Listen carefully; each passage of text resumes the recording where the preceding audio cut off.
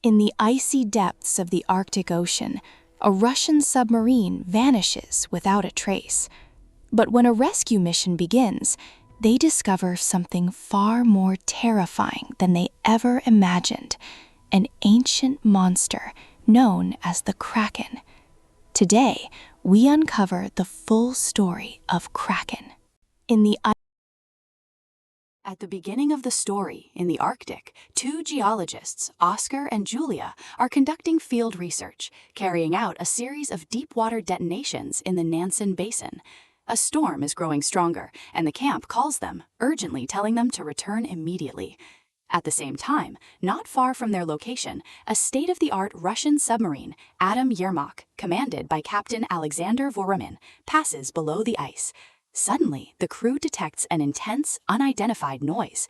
Moments later, to everyone's shock, the seafloor begins to rise. Meanwhile, Julia's instruments start going haywire, and the ice around their tent shakes and cracks violently. Panicking, the scientists abandon everything and rush back toward the camp. But on the way, because of fresh fractures in the ice, Oscar loses control of the snowmobile and crashes it. Seconds later, he and Julia watch in horror as their camp is swallowed by freezing water. Aboard the submarine, the crew detects that the mysterious noise has a biological origin. Following the captain's orders, they prepare for an evasive maneuver. But suddenly, something with tremendous force slams into them. The vessel shakes violently, throwing the crew in every direction.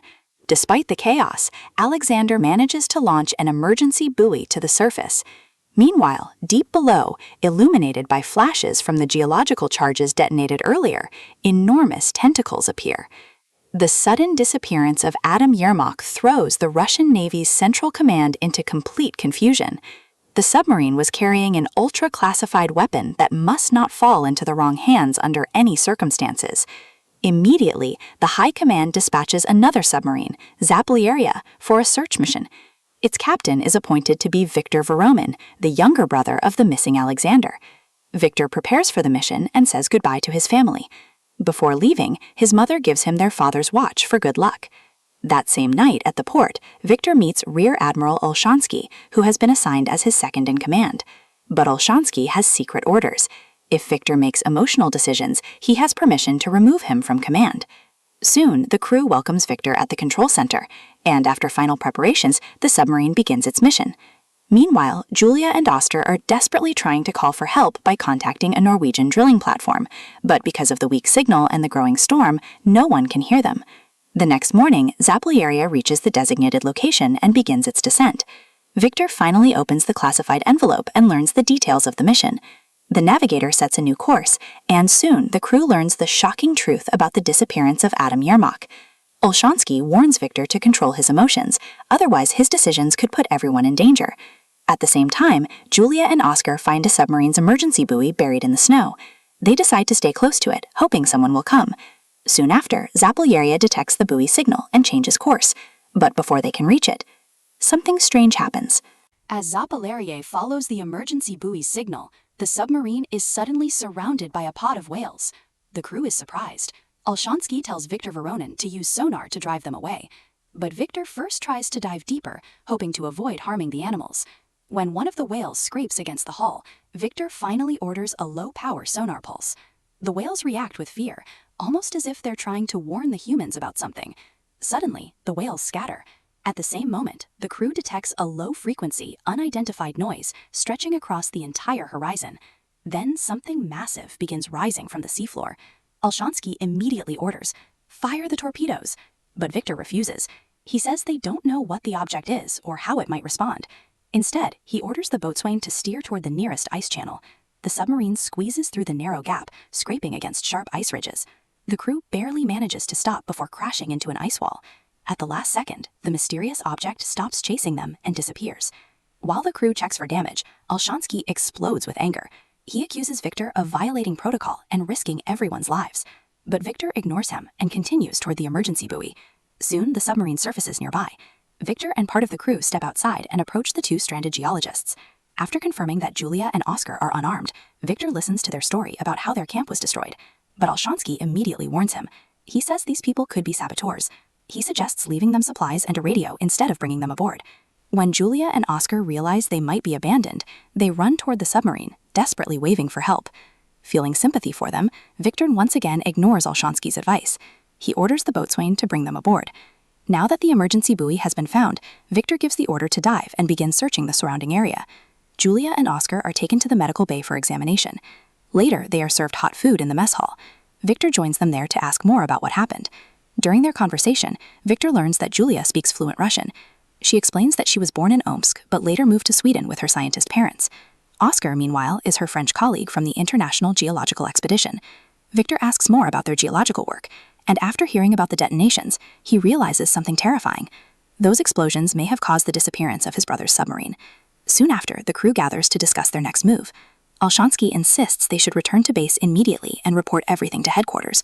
The threat in the area is too dangerous, and with their communication antennas damaged, calling for help is impossible. But Victor refuses to turn back. Ignoring the rear admiral once again, he orders the navigator to set a course toward the geologists' destroyed camp. This decision makes Olshansky furious. He pulls Victor aside and warns him, "One more mistake, and I will relieve you of command." But Victor knows there's still a chance his brother could be alive, and time is running out. To search for the missing submarine, he decides to activate the sonar. But the moment they do, something huge starts moving toward them again. The moment the sonar is activated, a gigantic, unknown object begins chasing the submarine again. Realizing the danger, Victor Voronin immediately orders the submarine to hide among a cluster of icebergs. But suddenly, the creature changes direction. Instead of chasing them, it heads straight toward the nearby Norwegian drilling platform. The entire crew watches in horror as the massive creature crashes into the platform and destroys it completely. After tearing it apart, the monster turns its attention back towards Zapolyarye. Victor orders an immediate dive. But Olshansky, convinced Victor has made yet another mistake, officially removes him from command. Taking control, the rear admiral orders a torpedo attack. 2 torpedoes are launched, but to everyone's shock, they do absolutely nothing. The creature isn't harmed at all. For the first time, even Olshansky is left speechless. He has no idea what to do next. Seeing his hesitation, Victor takes command again and orders the submarine to dive deeper. But during the sudden maneuver, Victor falls and hits his head. At that moment, one of the creature's massive tentacles strikes the hull. The impact ignites a fire in the torpedo compartment. The crew immediately shuts down ventilation and seals the compartment, but 7 sailors are trapped inside. At the same time, the submarine continues sinking rapidly, approaching its crush depth. If they go any deeper, the hull will collapse and everyone will die. Victor orders the ballast tanks to be blown to stabilize the submarine. But the monster seems to sense them. Its massive body looms directly over the vessel. Victor switches the submarine into complete silence mode. He even forbids the crew from putting out the fire, because any noise could bring another attack. Inside the submarine, Julia and Oscar hear the metal walls creaking under the crushing pressure. Suddenly, the creature releases a piercing sound. The noise is so powerful that it ruptures one crew member's eardrum. But after some tense moments, the monster seems to lose track of them and begins swimming away. Only then does Victor order the trapped sailors to evacuate the burning compartment. The fire is finally extinguished using Freon. But now, the submarine is left defenseless. Later, in the medical bay, the injured crew members are treated. Julia helps with the medical work. There, she learns something important. It was Victor, not Olshansky, who rescued her and Oscar. At the same time, she overhears sailors talking about the deep-sea monster hunting them. Meanwhile, Victor reviews the condition of the submarine and the crew. After everything that happened, he makes the difficult decision to return to base. Back in his quarters, he reads the last letter left by his late father, a moment filled with memories. But then Julia arrives, and she has a theory that could explain everything. First, she points out the location on a map where her camp had been and where the detonations took place. Then she explains that according to ancient legends and old manuscripts, sailors from different centuries spoke of a creature the size of an island, one that dragged entire ships underwater. Over time, the creature disappeared, as if it had entered some kind of deep sleep. This monster, she says, was known as the Kraken. Julia believes their geological detonations near the basin may have awakened it. She warns Victor not to use sonar anymore. The sound irritates the creature and draws it closer. When Victor asks where he should look for his brother, Julia explains that octopuses usually drag their prey back to their lairs. That means the search should focus on the area where the detonations happened. Suddenly, their conversation is interrupted. Two crew members report that they have found something unusual. Before the Kraken's noise could fully deafen the sonar operator, he had picked up a faint metallic knocking at a different frequency. After analyzing the recording, Victor and the boatswain compare it to the map. The signal came from the basin near the geologist's camp. That can only mean one thing. There are survivors aboard the Atom Yermak. Hearing this, Victor immediately changes the plan. He gathers the crew and gives them an inspiring speech. He reminds them that their mission is not just to recover a submarine, but to save human lives, even if it means facing death. The crew agrees. The submarine changes course and heads toward the search zone. Soon they arrive and begin descending deeper into the basin. Victor orders them to keep diving. But as the pressure increases, rivets begin popping from the hull. The submarine can't handle going any deeper. Beneath them lies a massive trench over 5,000 meters deep. To continue the mission, they'll need a bathyscape. Victor calls its commander, Valery Kashkin, to the control center. Kashkin arrives and explains that his regular partner is injured and unable to operate. Without a second pilot, the bathyscape cannot descend. Since Victor has experience operating it, he makes a risky decision. He temporarily hands command of Zapolyarye over to Olshansky, and he takes the second seat in the bathyscape himself. Soon after, the bathyscape detaches from the mother submarine and begins descending into the darkness. At 1,800 meters, the hull begins creaking from the crushing pressure, but they keep going. Then suddenly, they discover something terrifying: a graveyard of sunken ships, and among them, the wrecked submarine Atom Yermak. Miraculously, its forward section is still intact. The bathyscape manages to dock with it. Victor enters the damaged submarine and finds survivors. To his relief, his older brother, Alexander Voronin, is alive. Back on Zapolyarye, the crew celebrates after hearing the news. Alexander explains what happened. He tells Victor that the creature dragged their submarine across the seafloor. To avoid attracting it, he ordered complete silence.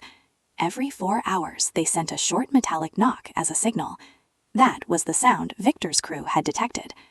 Victor learns there are 39 survivors still trapped inside, but the bathyscape cannot carry all of them at once. He makes a difficult decision. Victor stays behind with Alexander, while one of the mechanics takes his place on bathyscape for the return trip.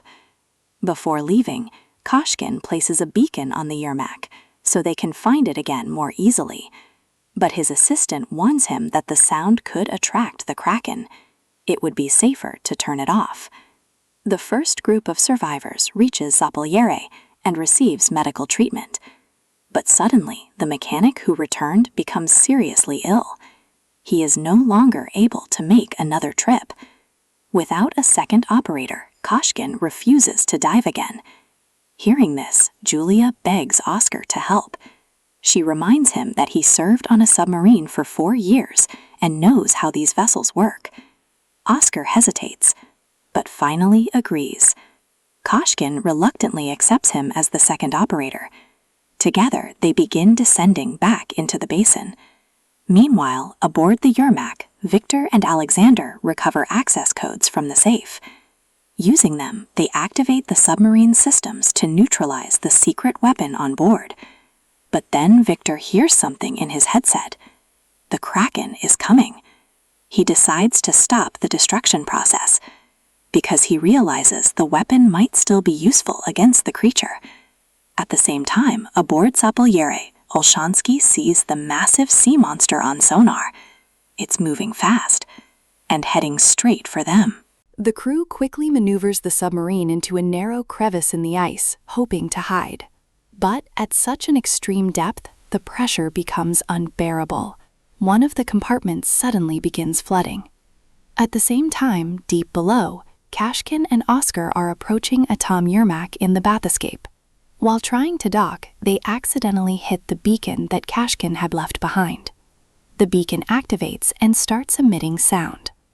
That sound immediately catches the Kraken's attention. The creature changes direction and leaves Zapolyarye, heading back toward the basin.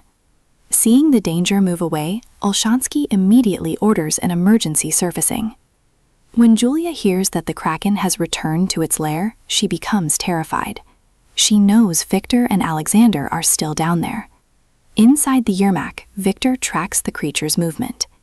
Realizing there is little time left, he takes the access codes and the launch key for the secret weapon from Alexander. Then he crawls through a ventilation shaft into the semi-flooded torpedo compartment. At the same time, the bath escape docks, and the remaining crew members begin evacuating from the damaged submarine. But Alexander stays behind, waiting for Victor's signal. The system for the secret weapon needs 2 more minutes to fully load. But the Kraken reaches the submarine before that. Massive tentacles wrap around the Yermak, crushing the hull. The submarine begins shaking violently. Victor and Alexander speak over the radio. Both brothers ask each other for forgiveness for all their past arguments and mistakes, knowing they might not survive. A powerful energy beam fires straight through the Kraken. It tears the creature apart, shooting upward through the water, the ice, and far into the sky beyond the atmosphere. The monster is finally dead. But the danger isn't over. The submarine begins flooding rapidly. Victor activates the weapon's self-destruction system. Now they have only 5 minutes to escape before the explosion destroys everything. Victor and Alexander rush toward the bath escape. As the Atom Yermak tilts violently, Victor Voronin is thrown off balance and loses sight of Alexander.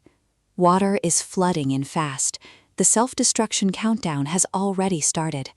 Victor desperately searches through the sinking submarine. Finally, he finds his brother trapped under debris. With great effort, he frees him.